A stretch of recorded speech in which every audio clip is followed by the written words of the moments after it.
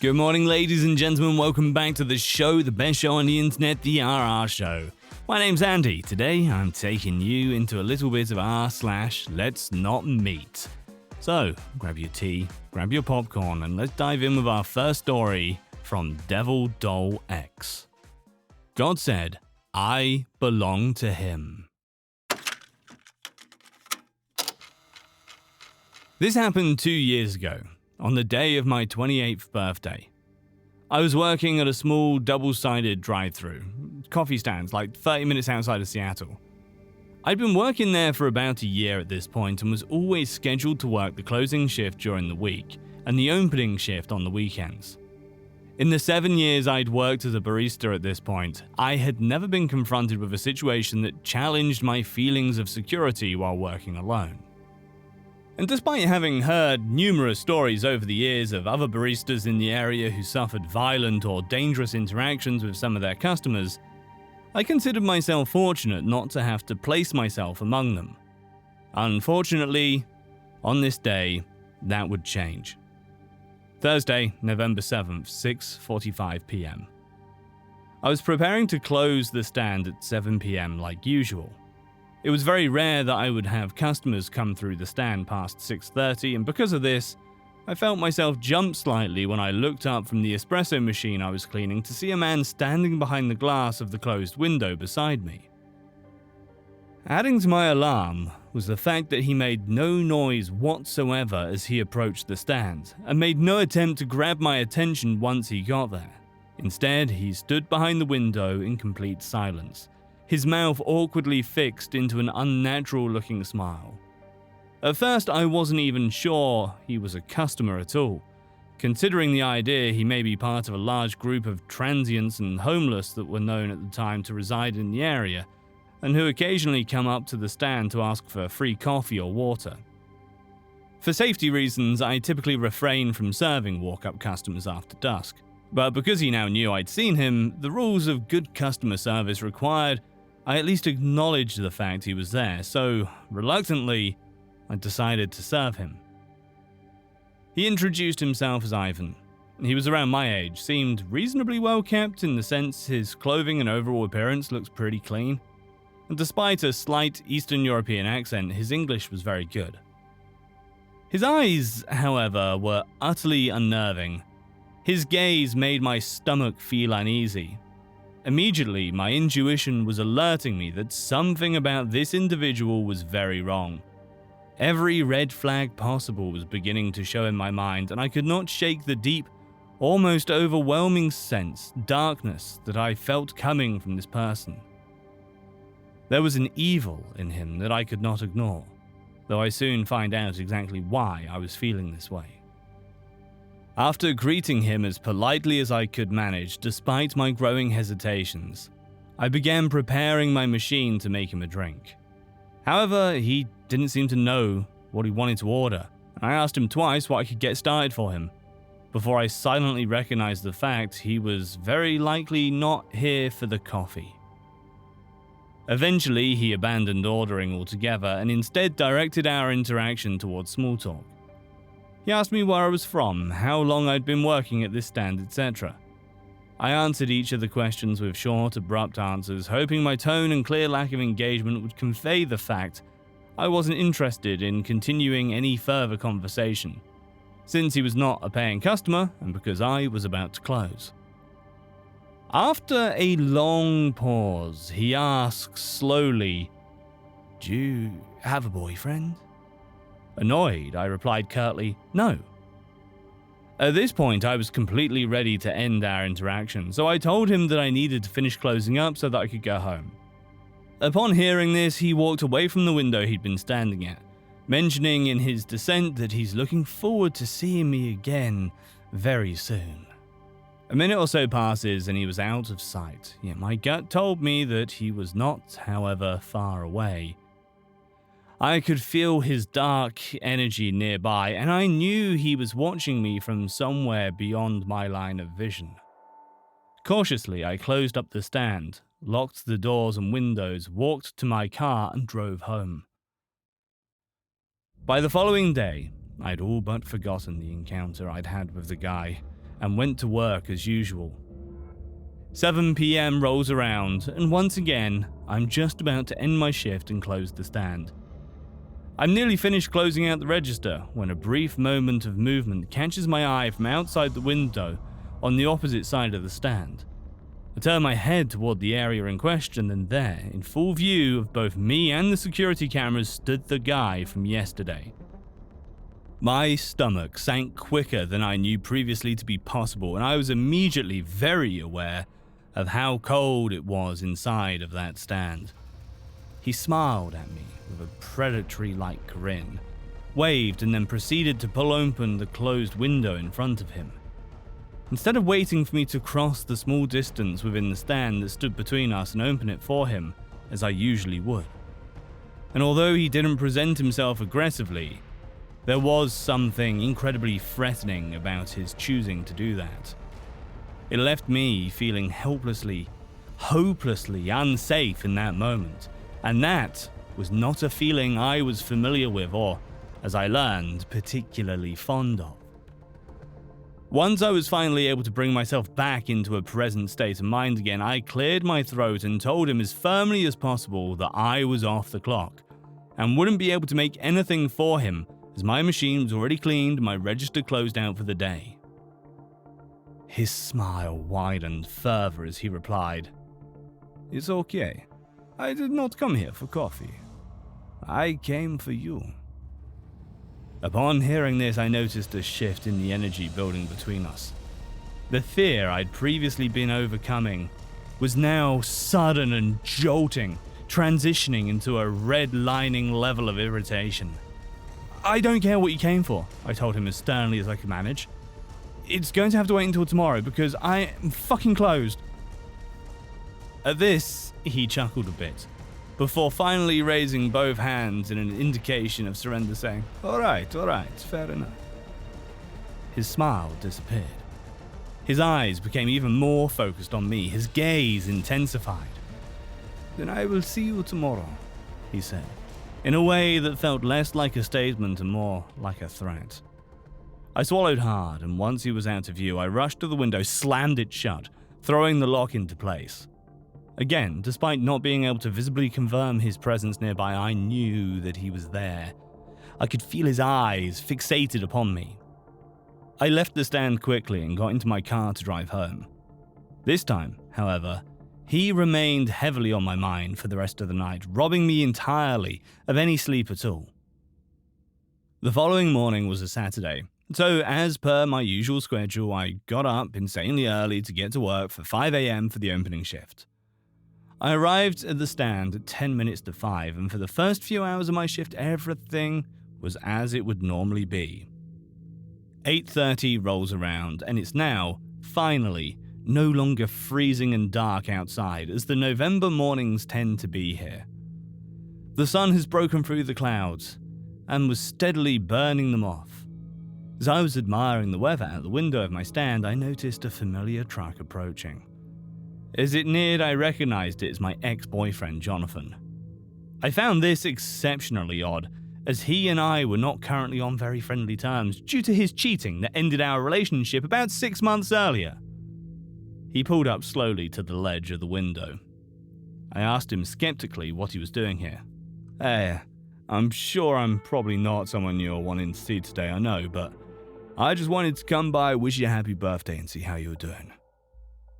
Just as I was about to thank him for the birthday wishes and inform him that no, indeed, he isn't someone I wanted to see that day, I was still pretty hurt by the cheating, I noticed someone about 100 yards away approaching the stand on foot.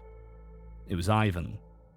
I whispered quickly to Jonathan that I needed him to stay here with me, even if another customer pulls in for service behind him, until the guy who just walked up is gone. I could tell he was able to register the fear in my eyes, and he agreed immediately to stay. I brought as much focus into my demeanor as I could manage at that time and turned to face the window on the opposite side of the stand, just as Ivan approached it. I walked slowly over to him and noticed right away that he'd been crying. His eyes were bloodshot and few tears dripped slowly down his cheeks. Disregarding his obvious emotional state, I informed him he needed to leave as I was not going to serve him. Before my statement reached its conclusion, however, he cut my words off abruptly. "I don't need this anymore, you can have it." As he said this, he threw what I later came to recognize as his Russian passport into the stand through the open window. I picked it up puzzled, and with a mix of both caution and disinterest, I asked him why he would no longer be needing it. "I just won't." I allowed his words to hang heavily between us while I attempted to make sense in my mind of what a gesture like this might mean, if anything at all, before I felt a strong bite of dread inside my chest. The fear crept slowly into my throat before finally escaping past my lips in an audible gasp, bringing Ivan the confirmation he'd been hoping for, that I understood what was about to happen here. No guest to a foreign country would willingly discard or abandon their passport unless they intended to see to completion an act of absolute finality. In an effort to sever the non-verbal conversation taking place within the locked gaze Ivan and I currently had on each other, I glanced over my shoulder at Jonathan, who now had a "what the fuck is going on" look on his face. In an instant, he recognized the desperate pleading fear in my eyes. This caused his own expression to quickly change to one of panicked urgency as he attempted to understand what had just taken place between this stranger and myself. As I turned back to Ivan and noticed immediately that his crying had stopped, his tears were now replaced with a look of what I can only describe as complete and utter insanity. This is the point where the dynamics of our interaction shifted indefinitely. "God came to me last night in my dreams," he began slowly. "He told me, 'You will be my wife. You are my wife. You are mine. You are for me.'" A sickening, sadistic smile curled the corners of his mouth up in such a way it was almost physically painful to witness. My heart began throwing itself violently against the inside of my chest as adrenaline surged through my system. "You are my wife," he stated again. "You are my wife. And now, you come with me right now." At this time, he planted his hand firmly onto the ledge of the window that stood before him and began to lift himself onto it. Realizing now he was attempting to crawl through the window and into the stand, I practically threw myself across the small distance between, and I quickly slammed the window shut, locking it. He pushed his weight back down onto the ledge, paused, and then proceeded to give me a look that made me truly understand the meaning of having one's blood run cold. I felt the inside of me begin to quiver in a way I'd never felt before. An anxious vibration that was working its way throughout my entire body. This was not over yet. I understood this. At this, Ivan offered me a quick wink and began to move with obvious purpose towards the back of the stand. Soon I could hear the faint but distinguished beep beep beep of buttons being punched on the electronic keypad that secured the lock on the back door. Ivan was trying to get through the only actual entrance to the stand. In my mind, I knew there was no way he could ever manage to guess the 4-number code, and dismissed any arising concern that he would manage to gain entry. "Not going to be that easy," I said under my breath, though I was unsure if I truly believed that. A sudden realization I'd spoken far too soon arrived like a dead weight thrown directly at my gut. The dread that followed, what I heard next, is something I will never forget. It slammed itself violently into my present state of mind, and with so much force, I almost fell back a few steps. Adrenaline immediately overtook my system in its entirety, and in an instant my vision tunneled itself. As I heard the fateful sound of the electronic keypad indicating a successful code entry, followed by the loud and heavy thonk of steel deadbolts retreating quickly back into the door. All I could see was the door in front of me, nothing else. It was as if there were a glaring spotlight illuminating that door and the evil that was about to walk through it. All else around me fell into darkness. Time felt as if it had stopped entirely. I no longer had a sense of it, or of the space around me in which I currently occupied. As the door began to slowly push open from the outside, I could hear an almost deafening scream resonate powerfully throughout the walls of the stand, expelled solely by a force of fear. As I stood there completely paralyzed, I bore witness to the largest knife I've ever seen enter through the opening of the door first, followed by Ivan's hand firmly gripped around it. It was only then that I realized the scream I was hearing was my own. As Ivan passed the remainder of his body through the opening of the back door into the stand, my scream suddenly silenced itself. Before I continue any further, let me just say that until you personally experience a situation that demands you to access your fight or flight response, you have no idea what that response is going to ultimately be. The type of fear that's required to trigger this defense mechanism in the first place is more than most people even realize. How you will react will be involuntary. In this moment, I recognize the simple fact that regardless of whatever this guy has planned for me today, I intended to survive it. And not simply survive, I intended to execute a lesson this guy clearly needed to learn. Never underestimate someone's capability to preserve or the fight that drives them. Remembering at this that Jonathan was still in his truck on the other side of the stand, I ran to the window and screamed desperately through the now closed and locked panel of glass, "Jonathan, he's got a fucking knife!" Jonathan's eyes grew huge, and he threw open the driver's side door and flew from his truck towards the back of the building. Then, in the furthest corner of my vision, I caught sight of a dark, looming presence entering into the space of the small interior of the stand. Ivan, now standing no further than 10 feet from me, reeked of an evil that overtook every inch of space within this small building we now occupied together. It made the air so heavy around me that breathing started to become difficult. It felt thick and toxic in my lungs, nearly causing me to choke. As my struggle to breathe increased, Ivan began to close the few feet of space between us, taking slow, taunting steps in my direction. His knife was gripped firmly in his hand, which rested at his side. But the look he had on his face in this moment was so intense that it felt as if it were made of its own blade. He used his eyes to cut into me deeply over and over again, and spoke softly through the visual violence. "You are my wife. You're my wife." Ivan, ultimately, only managed to take a total of 3 steps towards me before I saw an arm being thrown around his neck from behind. As I stood there in a state of paralysis due to fear, I watched as Jonathan pulled Ivan back by the neck with so much force his feet flew out from beneath him. Suddenly, both Ivan and Jonathan were on the ground right outside the door, with Jonathan securing Ivan in a headlock that proved nearly impossible to break away from.